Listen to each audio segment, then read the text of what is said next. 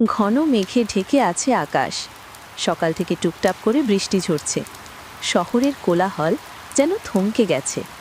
রাস্তায় মানুষ কম, গাড়িও কম। ঠিক এমন এক বৃষ্টির দিনে রাস্তার মোড়ে ছোট্ট এক ভাতের হোটেল। রসনা ভাতঘর। টিনের চাল, কাঠের বেঞ্চ আর বড় অ্যালুমিনিয়ামের হাঁড়িতে গরম গরম ভাত। পাশে ভাজো ডিম, বেগুন ভাজি আর একটু ঝাল সর্ষে ইলিশ। হঠাৎ এক যুবক খেয়াল করল তার পাশেই এক বৃদ্ধ বসে আছেন। ভিজে জামা কাপড়, ঠান্ডায় কাঁপছেন। কাকা, কিছু খাইবেন? আমি আনছি। বাপ, খিদে পাইছে ঠিকই, কিন্তু পকেটে 1 টাকাও নাই। যুবক কিছু না বলে একটা থালা ভাত, ডাল, বেগুন ভাজি আর একটা ডিম এনে দিল। আজকের দিনে এটা আমার পক্ষ থেকে, খেয়ে নেন কাকা।